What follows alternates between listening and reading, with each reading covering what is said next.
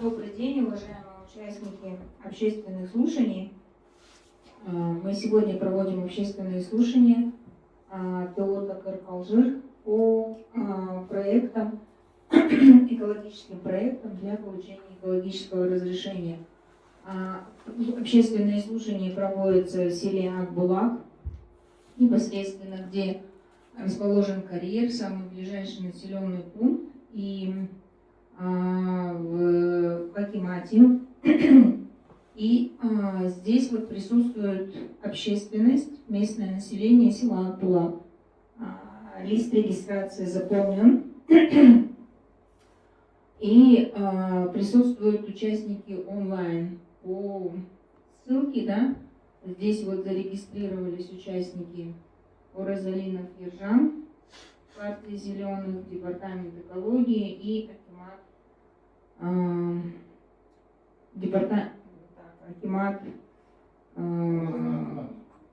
Восточно-Казахстанской области, да, Дамира?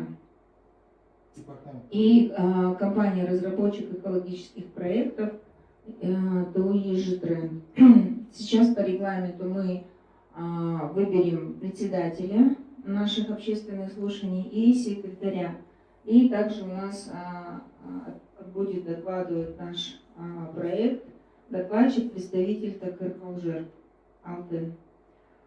Предлагаем сейчас выбрать председателя. Это Аким села Акбулак Леубаева Ардак Галеказы. И давайте проголосуем, кто за председателя. Единогласно мы принимаем решение о том, что председателем вести будет собрание Аким села Акбулак. Секретарем предлагаю выбрать ТО «Ежитрен» Тумадилову Айгуль. Прошу проголосовать. Все за? Есть против? Сразу регламент договорим. Регламент такой будет. Общественные слушания. Мы представили доклад. Сейчас докладчик, представитель Такыр Алжира, выступит с докладом. И затем нужно будет поднять руку. Мы передадим микрофон и будут задаваться вопросы. И При наличии вопросов. При наличии, да, если будут вопросы, нужно будет поднять руку, мы передадим микрофон, и нужно будет озвучить вопросы, и затем уже будем отвечать на все возникшие вопросы. Участники онлайн, вам понятен регламент? Да, понятен. Ага. Все, спасибо. Тогда мы начинаем наши общественные слушания. Так, я, наверное, дам председателю, да, слово?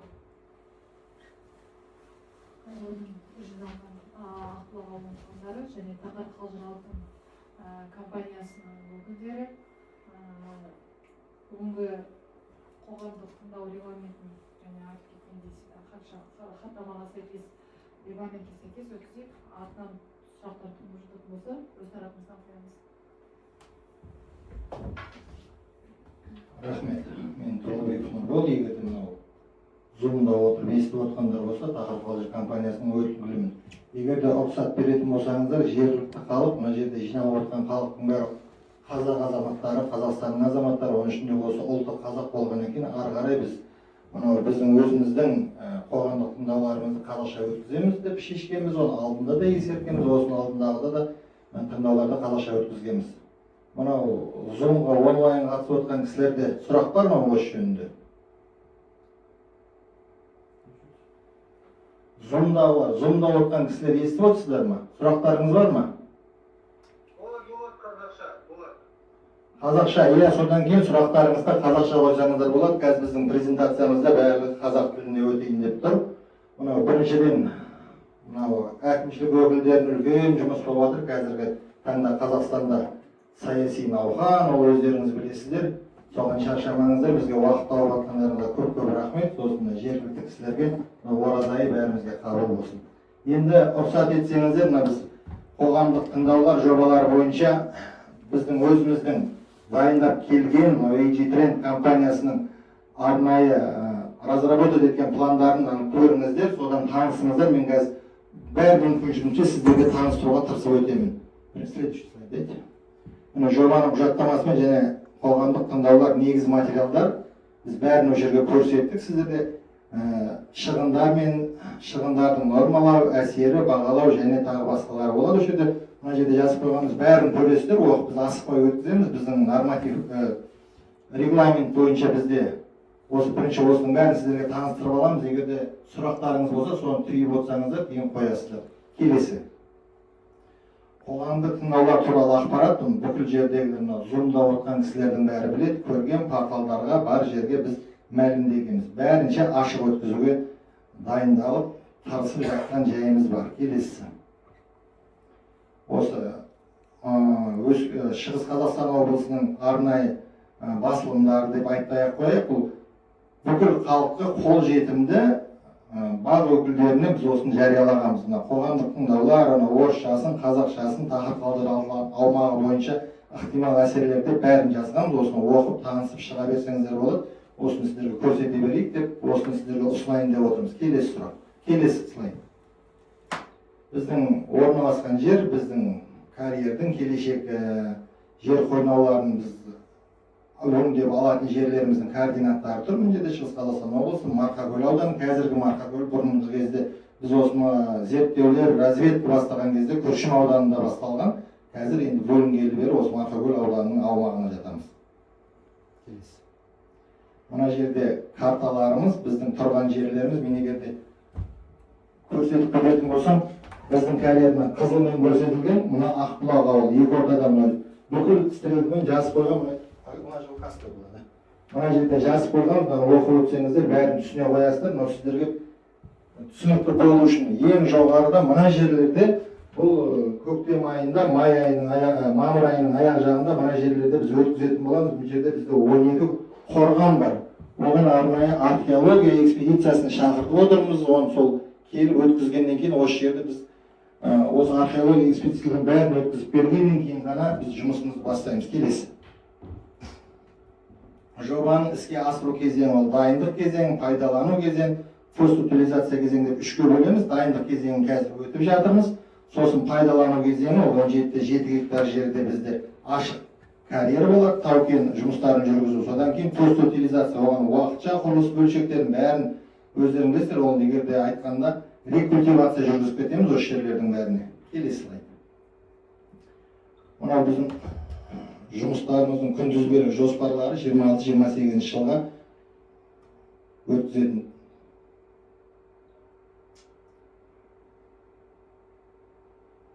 Келесі. Бұл сызбалар, графика карталар, жоспарлар кварталмен бөлінген. Әр қайсысын бірдей 17 гектарды қазып кетпейміз. Оны әр қайсысын кварталмен бетіндегі плодородный слойын алып барып, содан кейін барып өткізетін жұмыстар осылай кварталға бөлінген. Оны өздеріңіз қарасаңыздар, кварталдың шекаралары, контурлары бәрін сызып көрсеткенбіз. Келесі. Келесі слайдта мынау тау-кен жұмыстарын күнтізбелік жоспарының бұл жерде бізде жоспар болады. Қай жерде қанша аламыз, қанша жер қойнау байлықтарын, грунттарымызды аламыз. Егер де кішкене бір минут үзіліп тағы кісілер келіп жатыр еді қоғамдық тыңдауларға. Қол қойып, жазып кетсеңіздер. Фамилияңыз, аты жөніңізді жазасыз.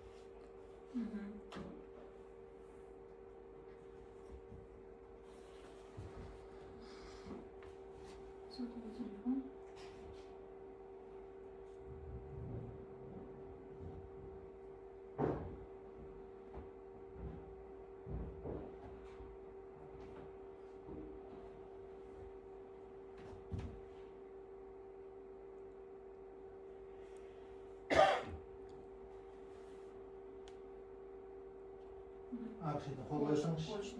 Почта. Имя и пол.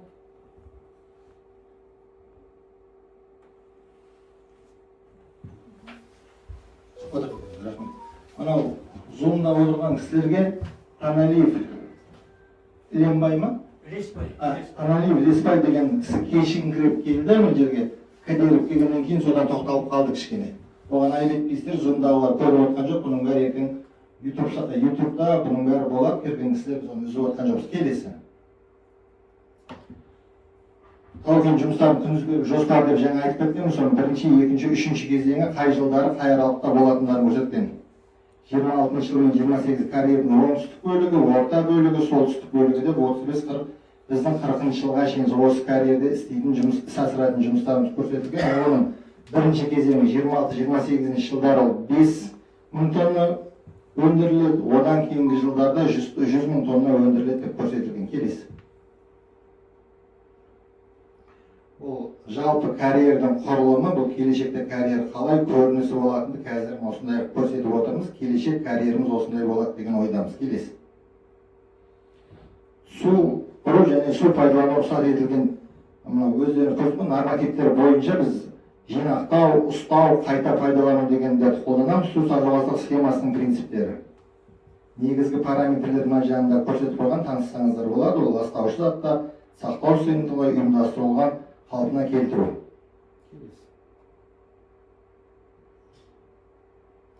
Біздің тұндырғыш талғам, оның көлемі 50.000 куб су жинаймыз, ол су жинаймыз, қорғаймыз, ластаудың алдын аламыз. Оның бәрі өндіріс барысында болатын жұмыстарды көрсетіп отырмыз сіздерге. Келесі. Тұндырғыш талғамның гидро оқшаулығын көрсетіп жатқанымыз, минералды қабаты болады, геомембранды қабаты болады, беткейлердің қорғаныс қабаты болады, жағдайды бақылау болады. Оның бәрі осы іс-шарасында өткізетін іс-шараларымыз біздің табиғатқа, осы қоршаған ортаға келтіретін ықтимал зиянды заттардың бәрін алдын алып отырмыз. Келесі. Су объектілерін қоршау, мониторинг, апаттық дайындық. Ол іс-шаралар су объектілерінің іс-шаралар қайда, көрсеткіш, мерзім, қоржыландыру, әсер деген осының бәрімен танышсаңыз болады. Ол жерде ашық, жазып көрсеткенбіз. Жер асты сулар мониторинг 90 кезіндегі біздің оғанда қазір осы таныстыру барысында ол жерлерде көрсетеміз. Карьерлік суды төгу және жинақтау тоғандарды пайдалану жағдай су ресурстар қорғау қойылатын талаптардың жоғарыланғанын көрсетеді. Бүкіл қойған талаптарды орындап отырмыз. Келесі. Су жинауды есепке алу және су тұтыну журналы. Біз бұндай арнайы іс-шара барысында бұның бәрін өткіземіз. Осының бәрімен біз қадағалауға болады. Қалжыр өзенінен су алудың барлық нүктелерін су таратудың есепке алу тұрғатан оның бәріне мемлекеттік мекемелерден қағаздарын, рұқсатнамаларын алған болатынбыз. Келесі. Бізде норматив ластаушылар ол 16 шығынылардың көзі.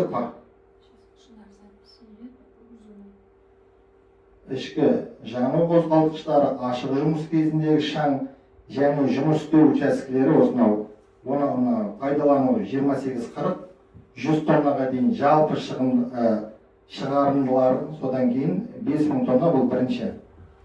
Опытно промышленный дейді, ол бастапқы 3 жылға көрсеткенбіз. Келесі. Негізгі ластаушы заттар біздің өндірістен шығатын негізгі ластаушы заттар ол темір оксидтері, марганец және оның қосындылары, азот, азот оксид, оның бәрі көрсетілген, көміртек, күкірт диоксиді. Шаң және арнайы компоненттер, шаң басу жұмыс барысында, карьерді пайдалану барысында біз шаң көтереміз, соның бәрін алдын алып, сумен бүркейміз, оның ішінде химиялық қоспалар болады, соның бәрін осы жерде көрсетеміз. Келесі. Газ тәрізді ластаушы заттар пайдалану кезеңі. Оны жаңа атап өткенде заттың атауларын жазғанбыз, дерек көздері, жылдары, қай жылдары қанша қолданатынымыз көрсетілген. Келесі. Көмірсутектер және органикалық қосылыстардың пайдалануы. Бұл енді өндіріс барысында пайдаланатын заттар, соның бәрін сіздерге көрсетіп отырмыз, ашық көрсетіп отырмыз, қандай жерден қандай дерек көздері бар екенін көріп отырсыздар. Жылына шейін бөліп шығарамыз. Келесісін көрсетіңіздер. 28-40 жыл шаң мен алқандар пайдалану кезеңі дейді. Бұл жерде де кез келген сұрақтарыңызға жауап беруге дайынбыз. Пайдалану кезеңі, өндіру көлемі, минералдар шаң шығарылымдарының бірнеше әсері, оның бәрін жазып көрсеткенбіз. Осылармен таныса отырып, қазір бізге сұрақтарыңызды қойсаңыздар болады. Келесіне көріңіз. Ластауыш заттардың шығарындылардың параметрлері қазандық 28-40 карьер егерде қазақшалап қазандықты түсінбей жатсаңыздар, карьер 28 бен 40 метрға шейін пайдаланатынымызды көрсеткенбіз. Ол мына жерге жазылып қойған. Тағы да заттың атауларын көрсеткенбіз, түсінікті болу үшін. Ластаушы заттар шығарындылардың параметрлері. Ол бізде дизель генератор, абсолютті шығарым ол. Өндіріс барысында пайдаланатын заттар, деректі көздер салыстыру ерекше заттар. Келесін өтіңіз. Егер де құрметті ауыл тұрғындар түсінбей жатсаңыздар, біз тез өткізіп жатқан болсаңыз да тоқтатсаңыздар да болады. Біз оны сіздерге қайтадан түсіндіріп өтеміз. Мына жерде жаңағыдай көрсетілгендей кезең-кезеңмен бөліп, пайдалану кезеңі, содан кейін мен салыстырулардың бәрін ол жерге қойып бергенбіз. Заттың шығарылуы. Ауа сапасының және сақтанылу бақылауы. Бақылау аймақтары деп бәрін көрсеттік. Көздері 1000 метр және жиілігін көрсеттік, қаржыландыруды көрсеттік. Ол қаржыландырудың бәрі біздің есебімізден 12 000 теңге аккредиттелген ұйымдардың тұрақты зертханаларына өлшемделді. Оның бәрін біз өндіріс барысында көрсетеміз. Осының бәрін жазып қойғанбыз. Ауылға, осы жерге, табиғатқа мүмкіндігінше зиян тигізбей өндіріс өндіруге дайындалып жатқан бұл проект. Келесі. Жел тармақтары өткендегіде біразыңыз болдыңыздар, қоғамдық тыңдауларда бұны көрсеткенбіз. Бұл Қазгидрометтен алынған қағаздар, бұл біз өзіміз бұны алмағанбыз. Осы жергілікті зерттеулерді арқа сүйеп отырып алған қағаздарымыз. Келесі. Мынау біздің карьердің орналасқан жері деп санайтын болсақ, мынау Ақбұлақтың тұрған жері біздің мынау ластандыратын төңірегіміз. Ал мына ауылдың екі ортада қаншама арақашықта тұрғандарымызды біздің істеп жатқан іс-шараларымыз ауыл тұрғынына, осы жергілікті халыққа зиян келмейді. Келесі. Бұл жаңағының талдаулары, мынау ар жағында астына жазып қойған, осылар нәрбірдеше не деп соның бәрі. Келесі. Қазандықтың тарату карталары дейді. Бұл енді біздің тұрған карьеріміз, ауылдың қасындағылар, мына жерге тағы да шекараларының бәрін бөліп қойған.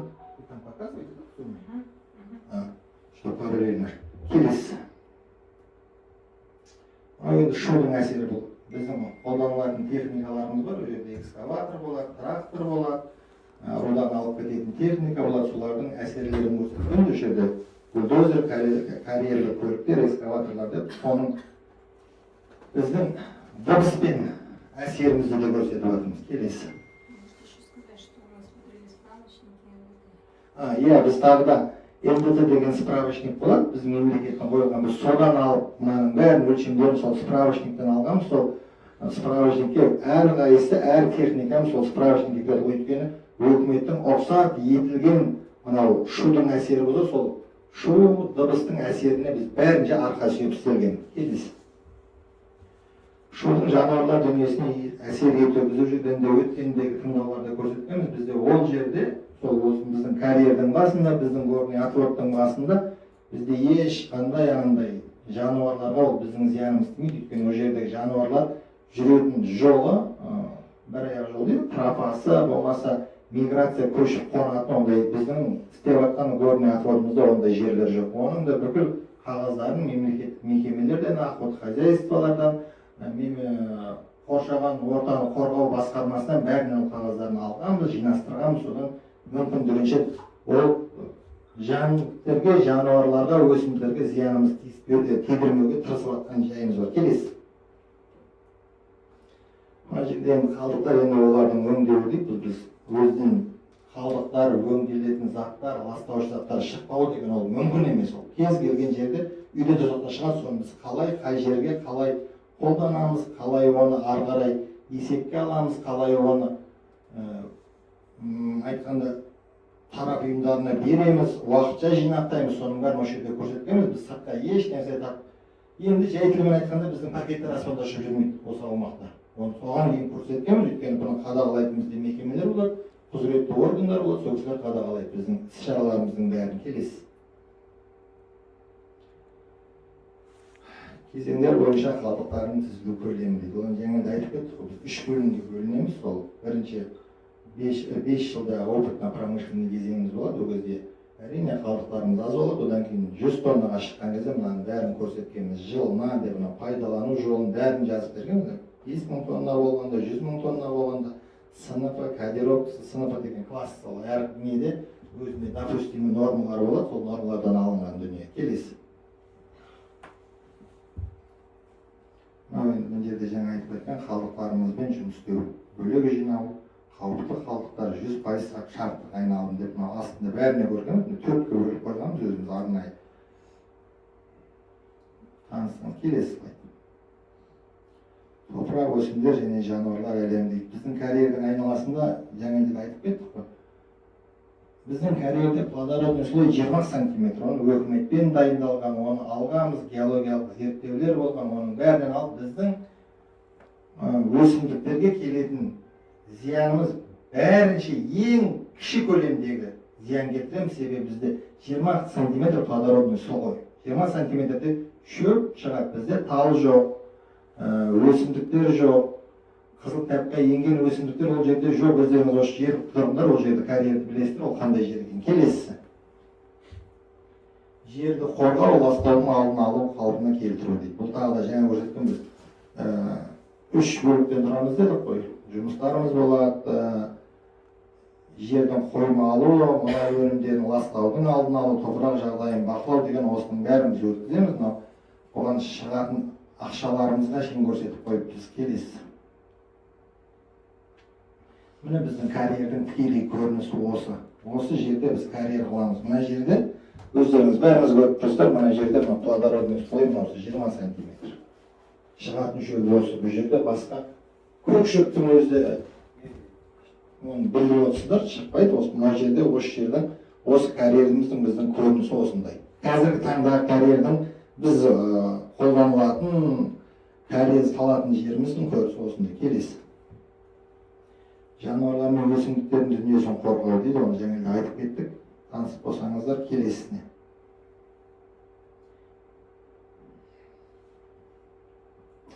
Енді екпелер үшін бұл енді біз өзіміздің әлеуметтік жауапкершілігіміз болады. Біз бұған арнайы бағдарлама жүргізіп жатырмыз. Қазір арнайы бағдарлама дайындап жатырмыз.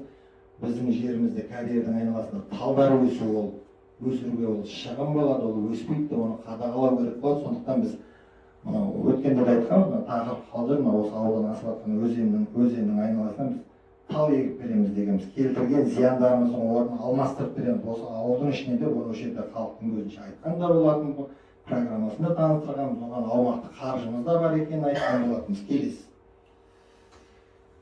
20 талаптардың сақталуы қалай растаймыз дегенді көрсеткенбіз. Операциямыз, эмиссияларымыз, мониторингіміз, әсерді бақылау, бұның бәрін бақыланатын орган болады, ол санэпидемстанция болады, қоршаған ортаны қорғайтын мекеме, ол мемлекеттің мекемелер. Қала берді, жергілікті акимат, әкімшіліктің кісілері де оны бізді қадағалауға құзыреті бар. Келесі. Атмосфералық алған ауаның қабылдау нүктелерінің орналасу схемасы деп бұл біздің карьердің тұрған жеріне сіздер мына жерде өлген малды көрмейтін жермен шен көрсеткенбіз. Осы біздің осының ішінде ғана біз атмосфераны қабылдаймыз. Сырттан ластап ішіне салмаймыз. Келесіне өтеміз. Мына осы жерге бүкіл формулаларын жазып шығарғанбыз. Жиілігі, бақыланатын заттар, бақылау нүктелері, қай нүктелерден бақыланатынымыз. Келесі. Қалдыр өзенінен су санамалы алу нүктелері. Біз су аламыз деп жаңа айтып кеттік. Өткендегі де осындай тыңдауларымызда көрсеткенбіз. Қалдыр өзенінен біз сіздерге осы жергілікті қоршаған ортаға зиянымыз тимеу үшін деп біз Қалдыр өзенінен өте алыс жерден суды аламыз. Оған бізге арнайы өкіметтен біз справка алып, рұқсат алып, сол жерден су алып. Қазақша тілмен түсіндіріп жатырмыз сіздерге. Научный термин айтып жатқан жоқпын да, қазақша алатын жеріміз көрсеткенбіз. Келесі. Су алу нүктесінің жоғарғысы, су алу нүктесінің бұл енді жаңа көрсеткен нүктелеріміздің енді соның талдамасы. Келесі. Жер асты суларының санамалы алу нүктелерінің сызбасы дейді. Біздің карьердің астында біздің геологтардың берген тұжырымдамаларына сәйкес біз 80 метрге шейін біздің горный атыорта су жоқ. 80 метрге дейін. Біздер геологтар 45 метрге шейін жерді бұрғылаған, 45 метрге дейін жер асты сулары жоқ. Біздің ықпалымыз жер асты суларына өте минималды, өйткені ол жете алмайды. Бізден кейін біздің карьеріміздің тереңдігі 10 метр ғана болады. Одан бізден кейін аржағында тағы 30 метр, одан тағы да 50 метр тереңдікте су болуы мүмкін, ықтималы бар. Оған дейін су жоқ ол жерлерде. Келесі. Жер асты суларының мониторингін көрсеткен, мына скважина 1, 2, 3 осы скважиналарды қазып, келешекте суға жетіп, соны мониторинг өткіземіз деген жоспардамыз. Келесі. Жер жамылғысының сынамалар алу нүктелерінің сызбасы. Бұл жаңағыда көрсеттік қой, грунт жердің. Келесі. Топырақ мониторинг ластау және жергілікті тәуекелдердің бақылауы дейді. Бақылау нүктелері, бақылау көрсеткіштері, оның бәрін көрсеткішті мы же взяли уже, да, экспертизу предсесс? Нет, мы брали только фоновую концентрацию радона. Мынау бақылау нүктелерін көрсетіп, келешекте осы бақылау көрсеткіштерін осымен сәйкес ұстайтын боламыз. Бұның бәрі формулаларын шығарып көрсеткен, қандай металдарға қарайтынымыз бәрі. Келесі. Айта кететін жағдай, біз жердің, өзіміз жауап беретін жердің радонның фоновый радиологический сіздерге келетінен өткізіп қойғанбыз. Оның экспертизасын алып, ол өкіметтің Назарбаевта СЭС жадыңыз ба? СЭС-тан, станция областной санэпидстанциясында келіп, экспертиза өткізіп, бәрін қойғанбыз. Ол келешекте салыстырмалы түрде біз қаншалықты ықпал етіп жатқанымызға сол радиациялық заттардың көтеріліп кетуіне. Келесі. Жою жоспар мелиорация мерзімдері мен кезеңдерде. Бұл енді біз 40-шы жылы бітетін болсақ, 40 пен 42-ші жылдар біздің істейтін жұмыстарымыз. Оның бәрі біз өкімет бізді ол 40-шы жылда кім бар, кім жоқ деп қазақшылыққа салуының керегі жоқ. Өйткені біз өкіметке де, сосын жергілікті халыққа да бизнестің әлеуметтік мойнына алатын шарттары болады. Соның бәрін орындайтын уақытымыз 40-шы жылы аяқтасақ, 41-42-ші жылдары осы 40-шы жылдан бастайды деген көрсетілген. Келесі. Иә, осы жерде экологический экспертизамыз келісімін алған, өткенде сіздермен келгенде АВОС алғанбыз. Экологический экспертиза бізге өзінің шешімдерін берген. Иә, осылай қағаз өткізетін болсаңдар, сіздерге осындай экологический экспертизаларыңызды қабылдаймыз деп, олар қабылдаған. Осының бәрін біз көрсеткенбіз. Сосын қоршаған ортаны қорғау басқармасы деген бар, управление природных ресурсов. Олардан да біз рұқсаттаманы алғанбыз. Келісілген, олармен де көрсетіп, бәрін келіскенбіз. Олардың да берген сұрақтарына, қойған сұрақтарына бәрін жауап беріп, алдарына өткізіп, біз тұжырымдама алғанбыз. Келесі. Техникалық, биологиялық кезеңдер және мониторингтер деп. Мынау әрқайсы өздеріңіз көрсетіп қойған ғой, кезең инженерлік жұмыс, биологиялық жұмыс және нәтиженің бақылаулары деп. Оның бәрі инженерлік жұмыс. Енді оны сіздерге бүйтіп протокольный тілмен айтып берейін десем, оны түсінбейсіздер. Өз түсінетін адамда ол кем болады, енді тонкий специалисттер болады. Мына EG-Trend компаниясында лицензиясы болғаннан кейін ғана бізге осы қоғамдық тыңдауларға осы бүкіл сіздерге қазір ұсынып отырылған дүниеде лицензиясы бар компаниялар сөйтіп, оны кез келген адам түсіне бермейді. Келесі, осыны түсінікті болсын деп көрсетіп жатырмыз. Келесі. Әсердің қорытындысы бағалау және қорытындылар. Карьер аумағы бақыланатын әсер. Көрсетілгенді айтып кеткенбіз ғой. Жер бетінің концентраты, шу, шекара ластаушы заттардың концентраты, қалдықтар өңдеу, сосын су қорғайтын аймақтар деп. Ол өткенде де көрсеткен, өткендегі слайдта басқаша біздің айналамызда өтіп жатқан 3 өзен біздің айналамызда емес, біздің қасымызда да емес, ол бізден әжептәуір ұзақ жерде, бірақ біз соған да су қорғау аймақтарын өзіміз жоқ жерлерін өзіміз істеп бергенбіз, оның да қағаздарын алғанбыз. БВИ дейді, мынау Есілский бассейновый инспекциядан біз оның бәрін алып, қолымызда ол қағаздарымыз бар. Келесі. Кері байланыс және сұрақтар. Бұл енді Шығыс Қазақстан табиғи ресурстар және табиғатты пайдалану реттеу басқармасынан біз Өскемен қаласынан бұны алдық қой. Жаңағыда мен айтып өттім, алдын ала айтып кеттім. Келесі сұрақ. Осымен біздің докладымыз аяқталды. Сіздерден сұрақ болатын болса, мына слайд тұрады. Қазір осыны қай бетіне қайтарып көрсетсеңіздер сіздерге көрсетеміз. Соны сұрақтарыңызды қоя берсеңіздер, AG Trend компаниясы және Тахыр Қалдық компаниясының учредителі мына Қайрат ағамыз отыр, өткенде де келген. Осы кісілер мен болып үшеуміз жауап беруге тырысамыз. Ары қарай микрофонды осы мынау біздің жеңіміздің төрағасына берсек.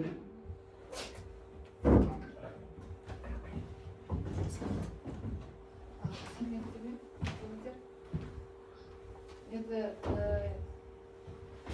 ауылымыз кішкентай, халқы да аз.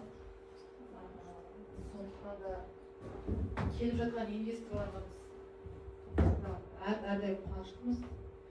Ол біздің ауылымыздың, ауданымыздың дамуына бірден бір үлес қосатын үлкен бір күш болып табылады. Алайда сол бар халықты қолдауға деген іс-шаралар жұмысын айта кетсеңіздер, яғни өз бойындағы әлеуметтік жауапкершілікті аласыздар ма, инфрақұрылымды дамытуға қандай үлестеріңізді қоса аласыздар, және де осы біздің жергілікті бюджетке түсетін салық көлемі бойынша сұрақтарымыз бар. Және инвестициядан бөлек денсаулық жағдайына және де айтып жатсыздар. Және алдыда да сұрадым, жарылыс жұмыстары жүргізіле ме деп, жер асты үсті суларына қандай сіздердің әсерлеріңіз болады, сол жағдайын тағы да ашып айтып кетсеңіздер деген осындай сұрақтарым бар. Соны айтсаңыздар, соны ары қарай тағы да сұрақтар болса Айта берейін бе? Енді құрметті ауыл тұрғындар жаңында айттық, біз енді бизнестің әлеуметтік жауапкершілігі деген болады. Біз оны орнымызға, өзімізге, мойнымызға алған жауапкершілікті істейміз. Бірақ оның да айта кететін өзінің уақыты бар. Бізде опытно-промышленный период 5 жылға алып жатырмыз. Өйткені біз жаңа технологиямен өндіргіміз келеді. Біздің табылған жер қазба байлықтар ол оңай алынатын дүние емес. Оған мынау жерден айтып жатқанымыз жаңа 5000 тонна аламыз дегеніміз, 5000 тоннаны жылына алып СТ-Воскоток деген компанияға Өскемен қаласына жеткізіп береміз. Олар бізге бірнеше немен разработать етіп, соның ішінен алып береді. Қайсысы бізге тиімді, сіздерге тиімді, зияны, содан кейін біз мендерге басына фабрика қойғаннан кейін оны да біз авостап. Оны да біз өткендегі авост деген осы жерде тыңдауларда айтқан болатынбыз, оған біз мойнымызға аламыз. Егер де біз фабрика салып жатсақ, онда жергілікті халықтан біз жұмыспен қамтамасыз етеміз. Сырттан тасығанша біз кісілерді вақытты қылып осы жерден алған бізге жеңілдірек болады. Қазақ айтады ғой, алыстағы ат жіберіп, жақындағы хат жіберіп деп. Оны алыстан біреуді іздеп шақырып жатқанша бұл жерде мамандар болатын болса, енді мамандар сіздерді арнайы маман деп айта алмаймын, бұл жерде өйткені ол фабрика болатын. Арнайы оқу орнын бітірген азаматтарды аламыз. Ал сіздерге егерде погрузчик, экскаватор осы жерде жұмыс көп болады. Ол жерде біздің өзіміздің жоспарымызда, біздің келешектегі жоспарларымызда 180-200 кісіге шейін жұмыс аламыз деген ойымызда бар. Ол сол кезде біз сіздерді аламыз. Кез келген азамат өйткені сырттан әкелгенше сіздер бізге пайдалы боласыздар. Одан кейін айта кететін мынау денсаулыққа қатысты болатын болса, біз мүмкіншілігінше денсаулыққа кедергі тигізбеуге тырысып жатырмыз. Бүкіл қағаздарымызды бүкіл заңға сәйкес істеп отырмыз. Ал егер де ары қарай болатын болса, үлкен компания осы жерде жұмыс істейтін болса, бізде фельдшерский амбулаториямызда болады. Өйткені үкімет бізге міндеттеп қояды басында болып. Оны сіздерге де қарап көмектесуге, денсаулығыңызға біздің көмектескеніміз болады. Одан қала берді, әлеуметтік ертең осы жерде жұмыс істейтін болсақ, біз оны ауданның әкімшілігімен де өткенде сөйлескенбіз, аудан әкімшілігімен де, жергілікті әкіммен де сөйлескенбіз. Қазір қарындасымыз жаңадан тағайындалып, ескі әкімшілікпен де сөйлескенбіз, айтқанбыз, біз мойнымызға алған дүниені істейміз. Біз тек қана бастап жұмысты өндіріп, оның көзін туралап тауып инвестор ретінде. Онда неге көмектеспейді? 40 жылға шейін бұл жерде көп жұмыстар, көп жұмыстың ауқымды жұмыстар атқарылады. Тағы бір сұрақ болды. Сізден инфрақұрылымға, енді инфрақұрылымға біз бірдеңе салып береміз деп оны біз айта алмаймыз. Ол біз айта алмаймыз. Өйткені оны біз бірдеңе салып беретін болсақ, біз тек қана көмектесе аламыз.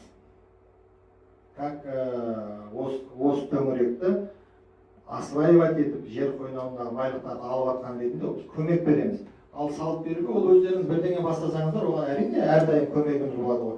Егер де ертең әкімшілікпен келіп біз лицензиямызды алып жұмыс басталып кетіп жатса, қасыңда тұрған көршің, не дейді, алыстағы ағайынның аты озғанша жақындағы көршіңнің аты озса дейді, неге осы ауылға көмектеспейді? Оны да мойнымызға аламыз. Бірақ оның бәрі біздің өндіру максималды өндірісімізге шыққанша болмайды ол. Biz maksimально 100 тоннаға шығып аламыз өзіміз жоспарлаған.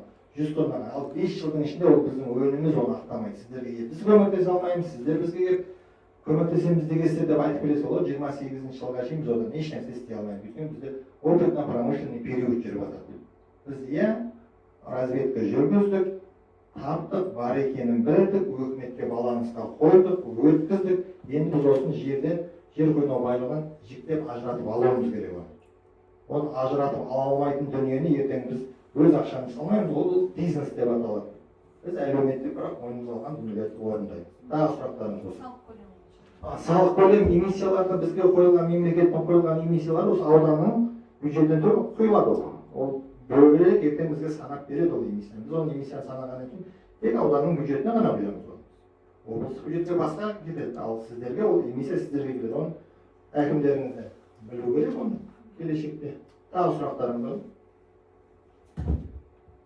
Қазір төрағаға қайтып берейін.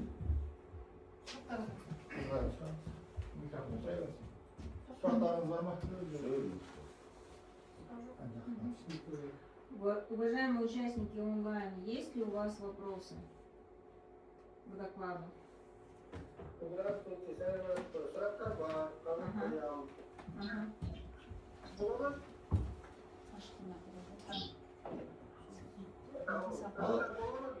Да, Қаттырек сөйлей берсеңіз, міндетті отырған кісілер де естісе дегеніміз ғой сұрағыңызды. Так, ең бірінші сұрақ, анау противофильтрационный экран. Ол неден жасалады? Для отстойника имеется в виду? Да, для отстойника, который сброс вот талых и прочее. Так, в проекте, да, надо посмотреть сейчас. У вас его нет. Жоба, сол сұрақ жоқ. Жоба жоқ. Ол сұраққа неге жобада жауап жоқ? Алдыңғы авоста біз оған жауап беріп қойғанбыз ғой. Қашан? Накопительде біз 5 январь күні қоғамдық тыңдаулар өткізгенбіз осы ауылдағы. Осы тұрғындар біледі біздің өткізгеніміз. Сол жерде біз оған жауап беріп, уже экологиядан, департамент экологиядан біз уже заключение алып қойдық. Қазір біз ашып оны оқып береміз сізге. Біз қоғамдық тыңдаулар өткіздік қой, бұл екінші қоғамдық тыңдауларымыз ғой біздің. Оның кей жеріңіздер біз ашық доступта бүкіл кісілерге, бүкіл өшерден... Жоқ, проблема деп атқан жоқпыз ғой, сізге просто айтып атырмыз. Сіз айтып атырсыз, мен болған жоқпын деп атырсыз. Қазір ашып атырмыз, мен жерде бізде ноутбукта тұр ол программа, оны алып келгенбіз. Оны қазір ашып беріп атырмыз. Қазір ашып беріп... Противофильтрационный экран будет использоваться геомембрана. Сколько миллиметров? Так. Ну, в целом... Мы его будем использовать согласно НДТ положению. Сейчас. Вообще ваши слушания надо отменять, не состоявшиеся. Мы сейчас рассматриваем проекты по плану горных работ. Почему по плану горных работ? Вот сами посмотрите, откройте, допустим, тот же программу производственного экологического контроля горных работ на месторождениях золотоносных, кварцевых, галечников, такыр, кальджер. Дурской. Такыр, кальджер, я. Почему план горных работ не подложили? Мы план горных работ тоже же утвердили уже. Департаментом чрезвычайной ситуации в области мы его утвердили, уже получили.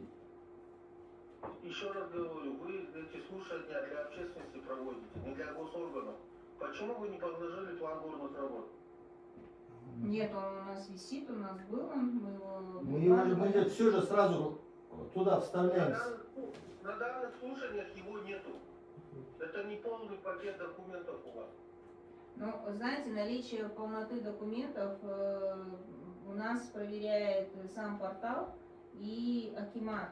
То есть, если у нас был бы неполный пакет документов, у нас бы портал не принял, вообще бы и вот это объявление наше бы не вышло. Там есть уже установленные, скажем так, барьеры, да, которые мы должны, ну, скажем так, не упустить, и все, и весь комплект должен быть приложен. Вообще план горных работ, он находится в открытом доступе. Я же не могу искать его. Нет, он там на портале прикреплен, он есть. Еще раз говорю, я больше 2000 слушаний участвовал, в том числе недропользователи много. Они всегда выкладывают план горных работ, потому что на сегодняшний день вы выносите обсуждение план горных работ именно по голосу. Нет, смотрите, мы план горных работ мы согласовали с ДЧС, ВКО. У нас есть заключение, вы можете открыть его.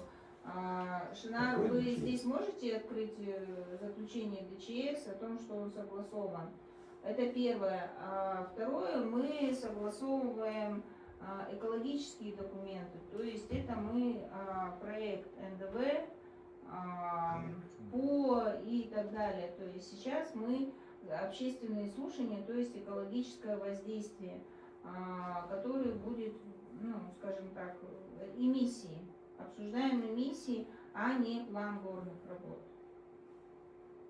Ну как не план работ, если оттуда все, вы начинаете... Ну, смотрите, вот сейчас вы, скажем так, вы хотите, вы могли, вот, допустим, у нас общественное слушание мы вывесили 28 января, да, вы нам на портале написали 4 марта, да, там замечания, вы хотели тоже на них ответить.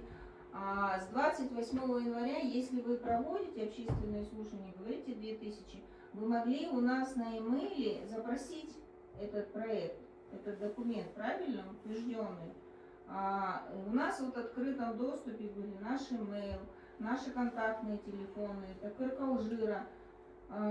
Поэтому, если у вас какие-то были дополнительные вопросы, вы могли, а вообще он размещен в открытом доступе. Если вы сейчас загуглите план горных работ ТКРК Алжира, он у вас автоматически скачается, потому что он там подгружен.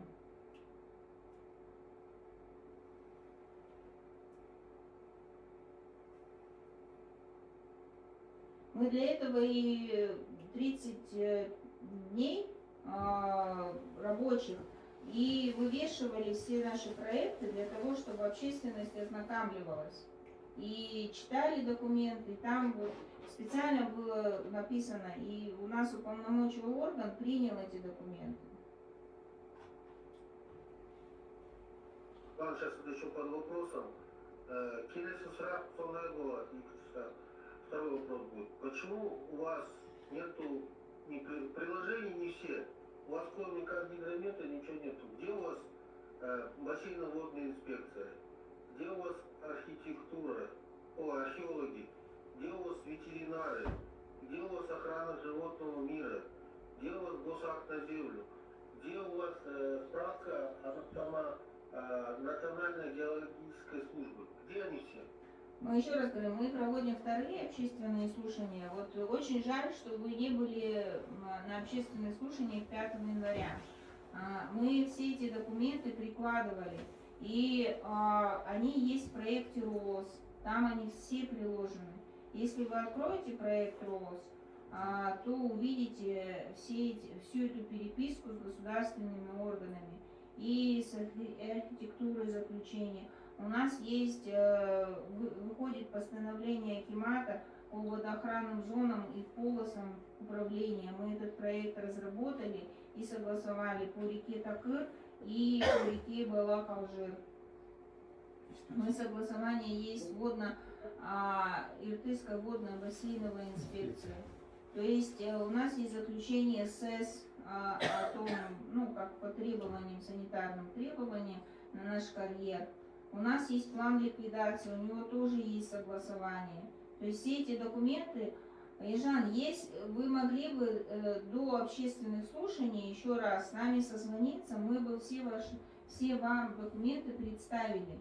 Если вы вот и в проекте АВОС откроете, то вот на портале НВДО он размещен на скачивании в открытом доступе, вы можете увидеть его. Ладно, хорошо, Рахмет за ответ. Вы когда на экспертизу подадите, вот эти все ставки приложите. Хорошо. Нет, они у нас есть, мы это все прикладывали. У нас... Ну, вот Вы не живите вчерашнего, прошлый раз он предлагал, вы сейчас на новый слушаете. У меня куча вопросов, поэтому возникает. Да, следующий вопрос.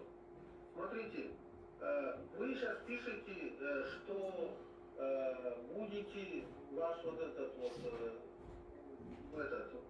стойник воды, стойник, да? Я вам скажу, расчет, что вот этот вам Еретек, фоните, не слышно. Еретек, фоните, не слышно. Еще раз повторите, пожалуйста. Смотрите, сейчас слышно? Да, Да, лучше. да, лучше ближе к стало. микрофону. Ближе сядьте. Да. У вас отстойник воды есть? Вы пишете, что будете перехват талых и дождевых вод делать. Все, ну вопрос, вы что, сырую воду дополнительно не будете брать? Нет, Вам этих объемов не хватит? нет, Я нет. думаю, не хватит. Нет, смотрите, у нас согласованы с Комитетом водных ресурсов удельные нормы водопотребления. Это согласование тоже мы получили. Мы будем использовать талые воды, но в период пылеподавления мы будем из реки Калжир брать воду. А что вы объем не написали, что-то не увидел объем? Какой объем? Открой, какой объем? Нет, Там он больше. презентация. Да? Какой проект? НДС и страница? Удельные нормы водопотребления. Сейчас, секунду.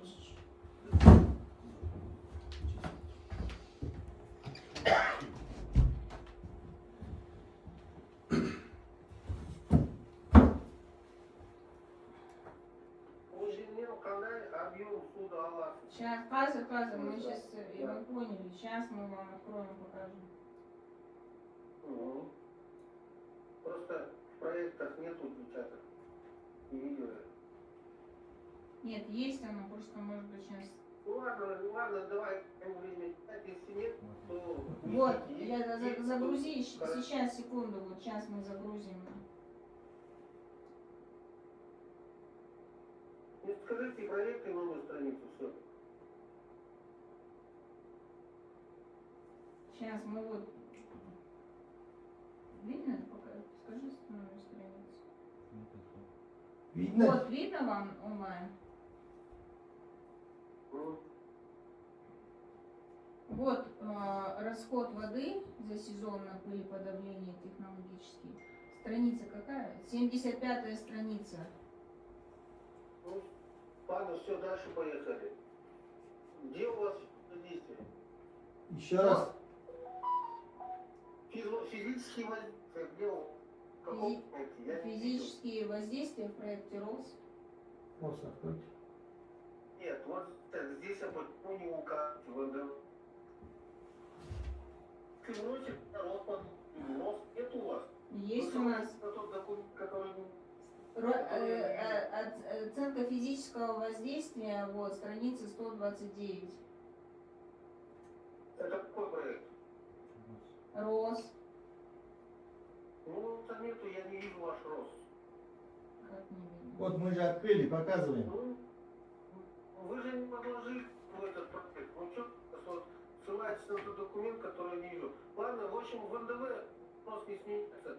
Вы физвоздействие перемените срока. Опять фоните, еретек, микрофон повредили что-то, опять не слышим. Тут не только мы, тут даже общественность местная не слышит вас. Блин, надо было, ну, вы взяли вот МИЦАП, этот, площадка. Я еще раз говорю, вопрос не снимается, вы физвоздействие перемените, учите в... Поняли? Да, поняли. Так, теперь смотрите. Да. Почему у вас отсутствует в программе кода какой-то код замышлаки котельной? Залашлаки у нас указано. Где? Я программу кодов открываю, там нету, скажите страницу.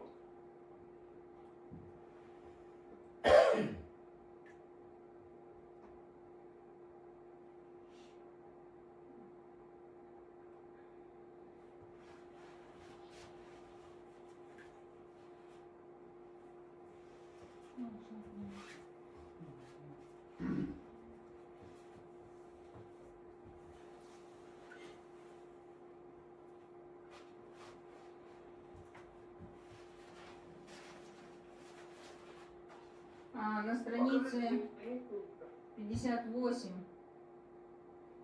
Программа расходов 58.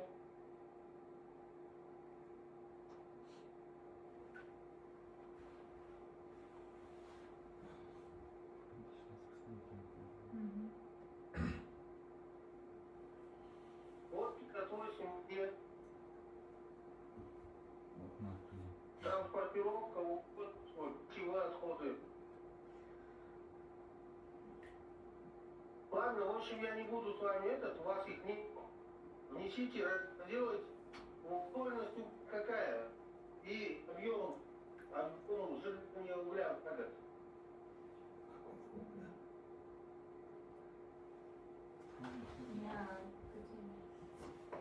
Летний время же работает. Мгм.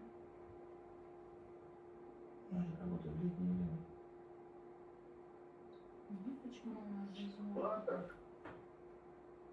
Вот это ваше упущение-то, на ваш лайки чите, рассчитать нормально, ноль у вас 17%,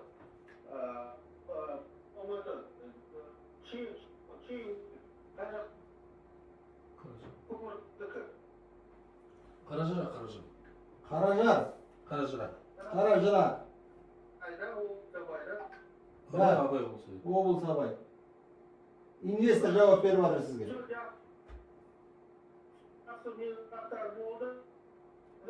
Вопросы протокол и эти. Все, связи. Рахмет. Ну, еще были же ваши вопросы на портале, да, общественных слушаний. Ну, да ладно. Ну, это мы так, да ладно, это Ерика, для вас, да ладно, у нас-то запись идет, мы-то это все будем потом предоставлять на портале, на ютубе. Ладно, у меня сейчас совещание было, жиналыс было, маған уақыт жоқ, читайте или там, не знаю, протокол. Все, Мгм. рахмет, голос. Хорошо, Савва. Вот здесь вот еще вы озвучите, да, общественный? Шаныш. Да, вот. Мынау, ойбай, кешіресіз. Мынау бізге жаңа Байтақ партиясының Ержан деген азаматы. Енді сіздерге түсіндіре кетейік, жаңағыдай МДБ ТОК бірдеңе дегеннің бәрі мынандай портал болады. Бәріміз егофқа барғанда документ саламыз ғой. Сол портал мына документің болмаса, мына документің болмаса, мына документің болмаса деп сұрайды. Біз сол сұраған документтердің бәріне салдық. Ол қабылдап алды да сіздерге береді. 12 наурыз күні қоғамдық тыңдау Ақбұлақ ауылы бүкіл документіңіз бар, дайындалыңыздар деп бізге айтады. Сосын біз оны аламыз да олардың сайтына бәріңізге доступ болады. Любой адам кіретін болса табады. Сол доступтың ішінде енді бұл кісінің қойып жатқан сұрағы 5 қаңтар күні жерге келдік қой. Және мен қатыспадым деп жатыр ғой, енді біз оны зорлап келіп сен қатыс деп айта алмаймыз 5 қаңтар күні. Сол сұрақтар неге мына жерде жоқ дейді. Біз оны қою міндетті емес, өйткені біз оны өтіп қойдық. Ол заключение АВОС деген нәрсе біз алып қойдық. Департамент экология деген Шығыс Қазақстан облысының департаментінің ол қолымызда бар. Сол сұраққа қайсайма мына кісінің қойып жатқан сұрақ. Ол айтады, мынаның бәрін осының ішіне қойыңдар дейді. Ондай болатын болса, өткенде біз қазір 54 бет презентация өткіздік, өткендегіде біз қазір 98 бетке отыратын едік. Біз оны алып сұраған жоқ өкімет бізге, өйткені біз оның заключениесін алып қойғанбыз. Енді қойған сұрақтар мынау. Төменге түсіңізші. Мынау Тақыр Қалжыр компаниясы деп мынау бізге жоба жылдарға арналған стандартты белгіленген, оқысаңыздар, сосын біз жоғарыда сұрақтарына жауап беріп отырмыз оны. Өйткені бұның кісінің жазған стандарты, бұлар айтады, сіздер электрический подстанция ұстайсыңдар дейді. Оның выбросын егерде ол кісінің айтқанымен салайтын болсақ, біз сіздердің ауылдарыңыздың бәріне біз свет беретін подстанция ұстаған кезде, біз оны действительно 10 жыл сайын өзгертіп тұруымыз керек. Өйткені халықтың саны көбейеді, ананың күші көбейеді, тұтынушы күші көбейеді. Ал біз сіздерге свет бермейміз, біз басымызда бір неміз болады, бір таразымыз болады, бір сұйық тұратын өзімізге ғана подстанция қоямыз. Ол мына сұрағына қазір өзі де тыңдағысы келмейді, өйткені біз дұрыс жауап беріп отырмыз. Көтереміз, мынау біздің жауап ол кісіге қойған. Мынау біздің жауап ол кісіге қойған жауабымыз мынау. Сосын мына бәрі зиянды шығаратындарын полный жазып бергенбіз ол кісіге. Содан кейін қазір қашып отыр ғой, өзінің сұрақтарын қойғанда келесін көтеріңіздер. Міне, сіздің жоғарыдағы сұрағыңызға мына жерін тағы да қояды. Здесь про это же давай. Да, про вот эту Про вот этот дизель генератор. Содан кейін министрдің бұйрығы бар. Бұйрығына сәйкес жұмысқа қолдануға производственный масштабта емес дегенге бізде мына жерде ссылкасы да бар, ссылкаға бассаңыздар сіздер түсіп кетесіздер оған. Сол министрдің приказына сәйкес ол керек емес, ол оқымаған. Сөйтеді бізге келеді, бізге жауап беріп қоямыз, ол айттырмайды деген. Өйткені Оның жауаптарының бәрі не обоснованный ол. Жауап қою керек, жауап қойдым дейтін сияқты. Сосын келесін түсіңіздер, міне, низ спуститесь. И ол содан кейін астына түсе беріңіз. Бізге замечание беріп, лицензияларыңыз жоқ деп. Біз лицензиямыз бар, біз лицензия болмаса, біз ежетірен компаниясымен договорға отыра алмаймыз. Біз отыра алмаймыз бұл кісілермен, сіздер маған істеп берді, ол заң түрінде. Ал бұл айтады, сіздіңкі жоқ дейді, міне, Есіл ауданы Достық көшесі деп, Министерство экологии и водных ресурсов деген бізге жауап береді. Сіздердің лицензияларыңыз мына адресте тіркеліп тұр деп көтеріңіз. Мына адресте тіркеліп тұр деп жауап береді. То есть бізде лицензия болмайтын компаниямен жұмыс істедіңдер, сіздер мынаны өткізбеулерің керек, қоғамдық тыңдалып деп олар өрістіресіз. Қазір соны айтайын десек, енді мынандай болып жатыр.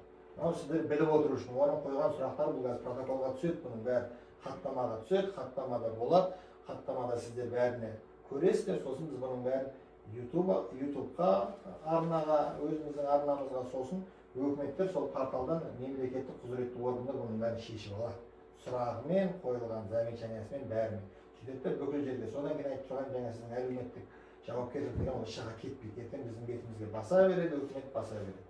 Тағы мынау жаңа келген Байтақ партиясының сұрақтарына өстіп жауап берген. Міне лицензиямыз, міне.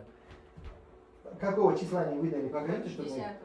Міне, 10-ны алып келатырмыз, мына кісіге бола подтверждениямыз бар, біздің қолымызда тұр лицензия. Жаңадан алған жоқпыз, 10-ны алып, осы жерде тұралып, міне бізде лицензия, 10-ны алдық. Білмеймін енді, бұдан артық енді не үшін бүйтіп қойған сұрақ екен, бұдан түсінбедім.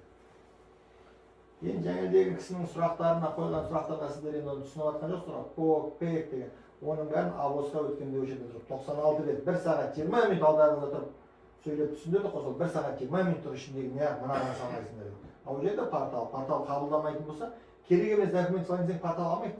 Лақтырып жібереді, басқасын сұрайды. Сұраған документін ғана саласың, қалғанды алмайды ол. Өйткені оның бәрі порталда база данныхта бар. Біздің сұрақ осы, сөз кездегі арғарай. Микрофон десеңіз, үндемейді. Сіздер. Микрофон арғарай, төр аламын. Свет жанып қалды.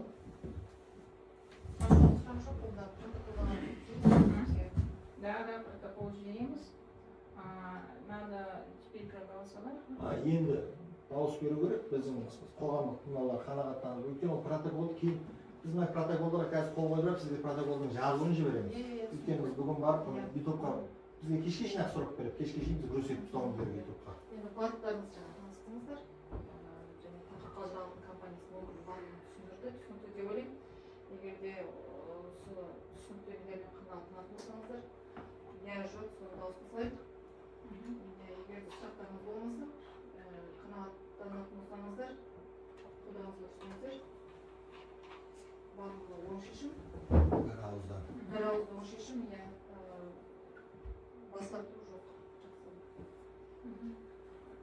Рахмет, онда осымен біздің қоғамдық тыңдаулар жабық деп санайық. Бүкіл келген сұрақтарды естідіңіздер, сайттан да естідіңіздер, зуммен келгенде былай да қойдыңыздар.